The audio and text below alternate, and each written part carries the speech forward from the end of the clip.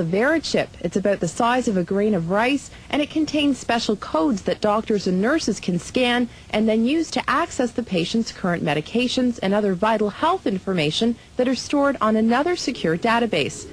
Each chip contains a unique 16-digit number that, when scanned, connects doctors to an internet database that retrieves medical records instantly. It was originally used for tracking lost pets, but the FDA approved Verichip implants in humans.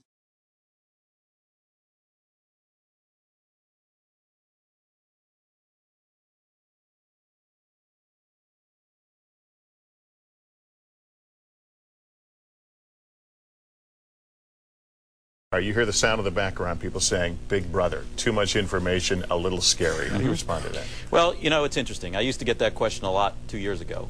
Today, we've gotten it a lot less. In fact, the Attorney General of Mexico and some of his staff have received this chip for security purposes. And when the acceptance rate of the product goes up significantly like it has, some of the privacy concerns go down. But to answer your question directly, Lester, what most people are concerned with is the invasiveness of this, that it goes in your body. And as we know with pacemakers and other medical devices, that when people accept it for its applications and for its ability is when it'll work its way into society. It won't be tomorrow, it won't be next week, but 2, 3, 5 years from now, slowly but surely it'll work its way into the mainstream.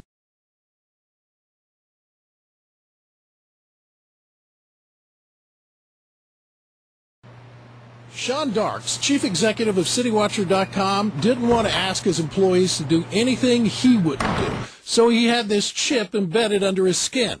The chip has an access code for admittance into a room holding security footage for government agencies and police. For Darks, the tiny chip is a security solution. No IDs for employees to lose. They can't. It's right there in their arm.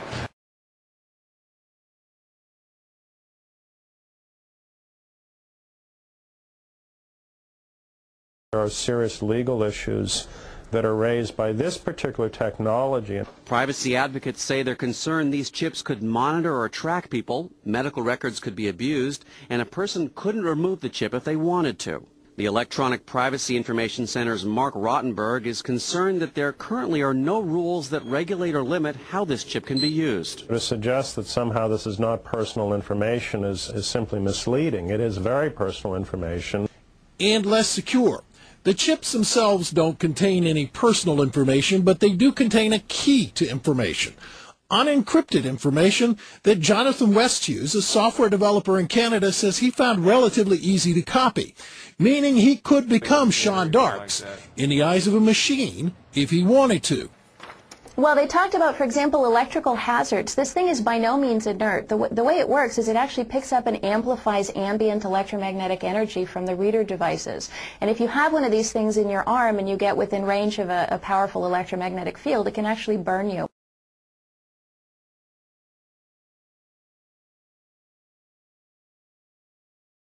Well, actually, obviously, Secretary Thompson, it's an honor to have him on our board of directors.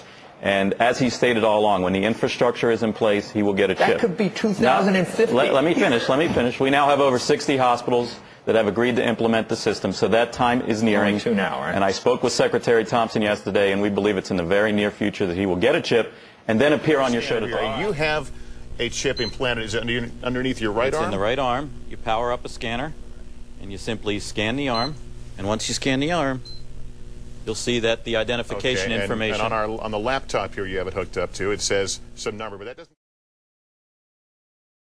On the database about Scott Silverman, it'll have my driver's license information, it'll have medical information, it'll have financial information, and it'll have security information for ingress and egress into facilities. The critics would say, and I listened to it, and I'm trying to figure it out, but they use the "they" word a lot. Is there a vast RFID conspiracy out there that is they would say this is a slippery slope. This is the first thing. This is the way you lull us into a false sense of security. We all get these things. And then the next thing you know, I don't know, it's making like Soylent Green. Like the Trilateral Commission, or the whole world gets taken over, like in Terminator 3 or something. Is anything? I mean, do we need to worry? There's no conspiracy, Joe. You sure? I'm sure. I'm looking at you. I saw your eyebrow. It twitches when you say that a little bit. And I'm looking back at you. Come off.